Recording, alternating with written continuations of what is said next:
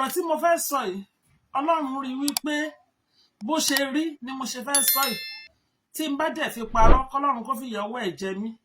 eléyìí mọ̀ tó gbẹnu tán wọ́n ní kí Portable Arranger àti Lizzy Anjorin wọ́n ní kán lọ sọ́ra o látàrí tí wọ́n jọjọ́ ń fà láàrin ara wọn wọ́n nítorí n tó máa gbẹ̀yìn ẹ̀ wọ́n ní kò ní dá o. ìyá yìí tú ọ̀pọ̀lọpọ̀ àwọn àṣírí o kódà àti àwọn ìṣíjú tó lóun rí lórí tí ó gbẹ̀yìn ìjà tí Lizzy Anjorin àti Portable ń jà n tó máa gbẹ̀yìn ẹ̀. ẹ̀yin èèyàn kí ni ìyá yìí sọ gangan ẹ̀sùn mọ́ bí ẹ̀ wá gbọ́ tó bá jẹ́ ìgbà kọ́kọ́ yín rè tẹ́ bá ìkànnì pàdé akin kábọ̀ sórí ìkànnì Kúnlé Ìjẹ̀ṣà akí gbogbo ẹ̀yin olólùfẹ́ wa náà tẹ́tí wà pẹ̀lú wa ẹ má gbàgbé bẹ́ẹ̀ sì ń wọlé ẹ tẹ subscribe button yín. ẹ subscribe ẹ like ẹ comment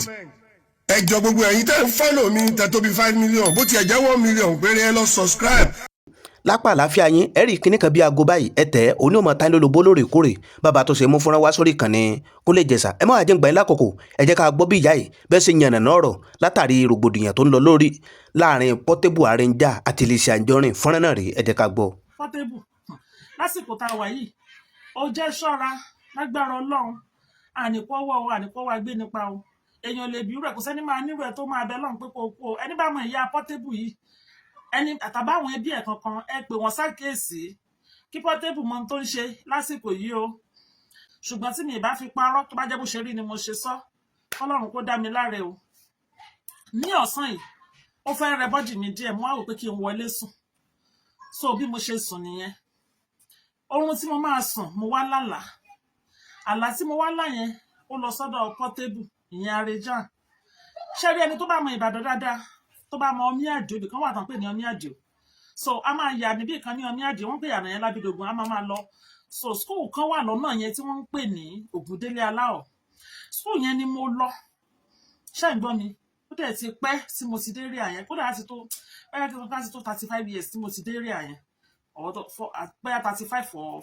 30 ṣá tí mo ti dán eré gbogbo bẹ̀yẹn nínú àlá yẹn mo rí ó bá dàbí pé kíláàsì kan nínú skul yẹn mo wá rí wọn gbé Portable síbẹ̀ bí wọ́n jí gbé bí àwọn ajínigbé jí gbé àtòun àti ìyàwó ẹ̀ wà lẹ́gbẹ̀ẹ́ kan àwọn kan náà wà tó jí gbé ń bẹ̀ mi ìmọ̀ bẹ́ẹ̀ mi gan tiẹ̀ ṣe wà bẹ́ẹ̀ nírúbẹ̀ yẹn tí ò bá ṣe pé àlàgọ̀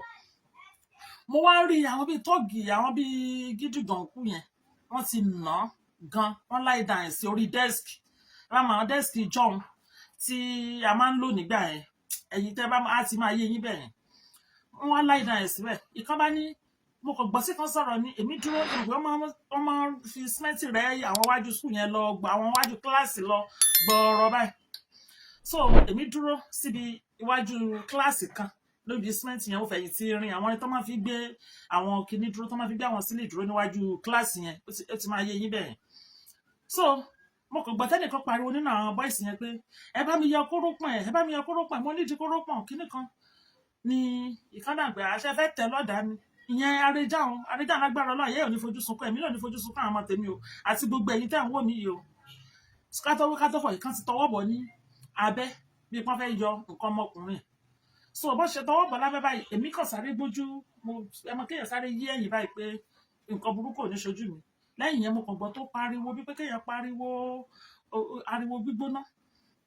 lójú náà àlá yẹn so àbálọ àbábọ̀ mi lágbára Ọlọ́run Portable lásìkò tá a wà yìí ó jẹ́ ṣọ́ra lágbára Ọlọ́run àníkọ́wọ́ agbé nípa o èèyàn lè bí rẹ̀ kò sẹ́ni máa nírú ẹ̀ tó máa bẹ lọ́run pé kò kú o ẹni bá mọ ìyá Portable yìí ẹni àtàbáwọn ẹbí ẹ̀ kankan ẹ pè wọ́n ṣàkíyèsí kí Portable mọ ohun tó ń ṣe lásìkò yìí o ṣùgbọ́n tó jẹ́ kó kan Sister Lizzy ní inú àlá yẹn náà ni mo wá ti ń rò nínú ọkàn ní inú àlá yẹn ni mo sọ ẹ bá ń farabalẹ̀ gbọ́ fídíò yìí o mo wá rò pé àṣekù dẹ̀ ṣe pé mi ìbáyọ̀ sọ mo ń rò nínú ọkàn mo ṣe dúró yẹn mo ṣe ń ṣe gbogbo nǹkan yẹn pé bí ẹnu ò ní jẹ́ Sister Lizzy tó wà sí Portable lọ́jà ló máa ní kó gbé Portable yìí mo ń rò bẹ́ẹ̀ nínú mi ò rí Sister Lizzy o mi ò ní mo rí rárá o so bí mo ṣe wá tají because lóòótọ́ ni mo máa ń lálàá ṣùgbọ́n bí àmì ìwà tí máa lálàá bẹ́ẹ̀ yẹn ṣe ara wọn ní tíátà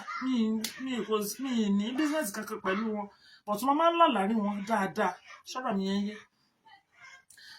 Sister Lizzy tó bá ṣe fídíò wọ́n á gbé fídíò Sister Lizzy wá sí FIP mi èmi ò sóò dúró gbọ́ lọ́dún bá ti gbọ́ wọn ti ń ṣe pé ìfún kó má jẹ́ Sister Lizzy tó bá jẹ́ lómi bá ti jẹ́ tẹ́lẹ̀ pèdé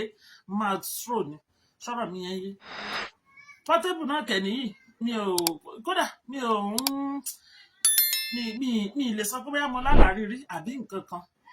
kí ṣá má fa ọ̀rọ̀ gùn ṣá bí mo ṣe wá tají tí mo lajú báyìí mọ́ ọ̀gá irú aláwo ni ilé mo dẹ̀ wá rántí kílíálè ni mo rántí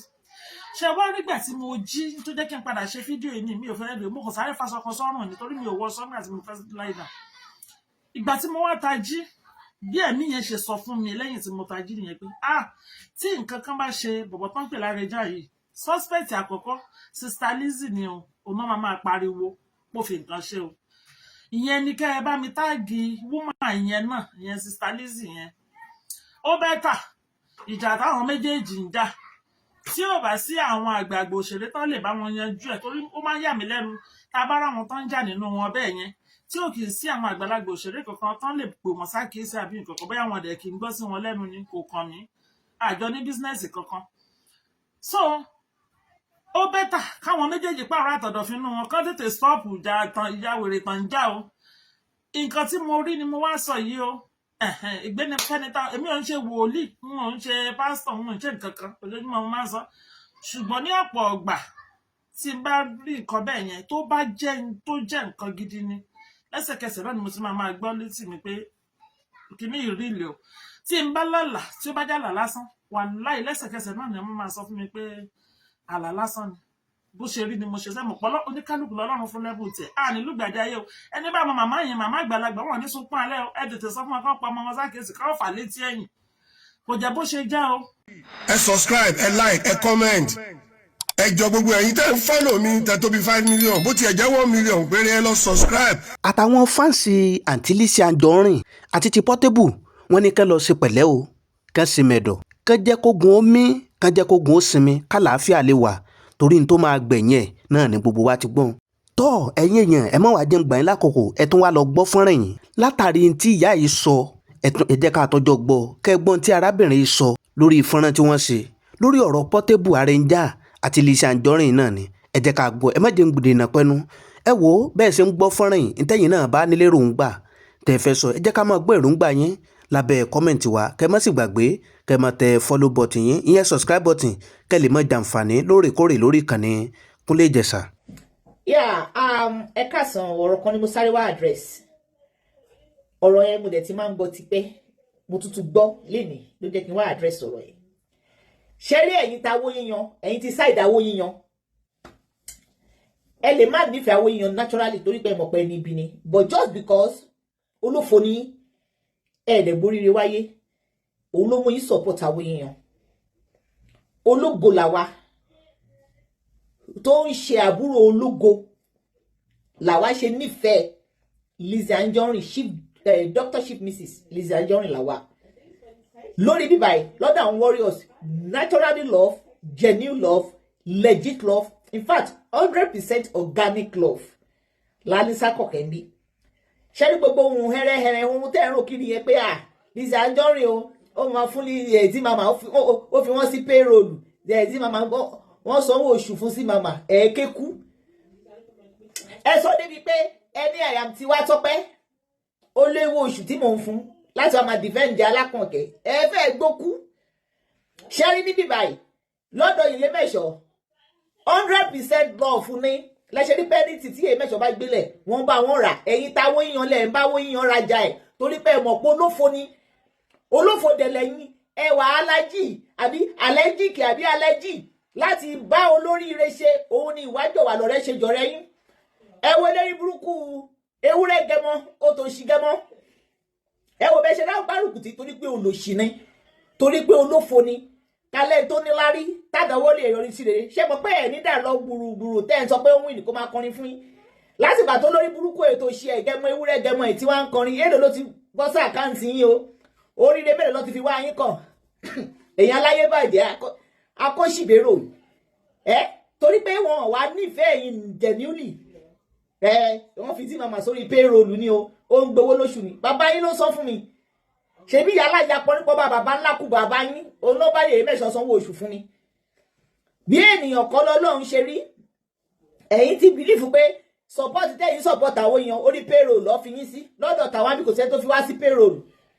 ìfẹ́ ni adẹ̀dúró tọmọ ológo nìyẹn ọlọ́run adẹ̀jẹ́ kí gbogbo wa rí ògo lò ká rí ògo dalẹ̀ ẹ̀yin ni kẹ́ máa wí bẹ́ẹ̀ kiri kẹ́ máa ṣòṣì kiri òṣìra ta márayọ̀ wọ́n fi wọ́n sí payroll. Lizzy Anjorin sanwó oṣù fún mi ẹ wá gba tiẹ̀ bẹ́ẹ̀ tó bá easy ni ìwọ náà apply wé káàkùlù fún yẹn ní ṣe gbangba tí dìgbà ẹ̀yin olórí burúkú èyí mímú ní káwé yan gbórí gbígbẹ wáyé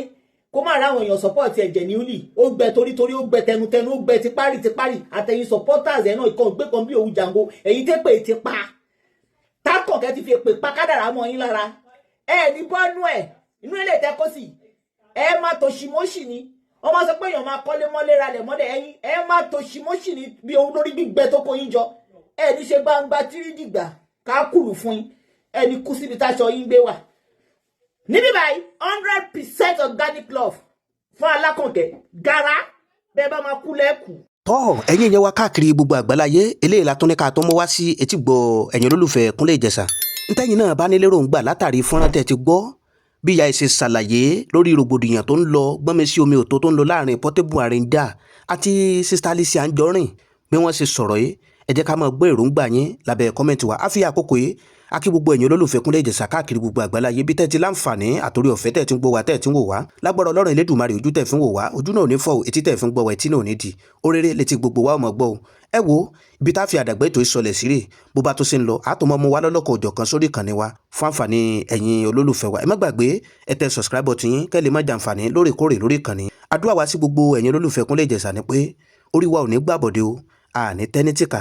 àní ṣìṣe o níta dáwọ́lé tó sọ wá dèrò ẹ̀wọ̀n àní bá wọn ṣe o ire báyìí lójú owó rí ire lójú ọlá rí ire lójú gbogbo wa mọ̀ rí o ìpàdé wa bí oyin ó dàbọ̀.